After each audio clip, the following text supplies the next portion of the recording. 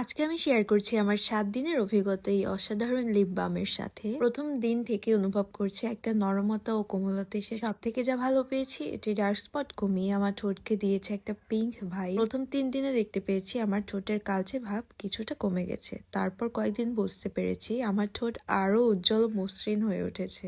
এখন আমার ঠোঁটগুলো ময়েশ্চারাইজ এবং সফট হয়ে আছে। আমি নিজেই আমার পার্থক্য অনুভব করতে পারছি।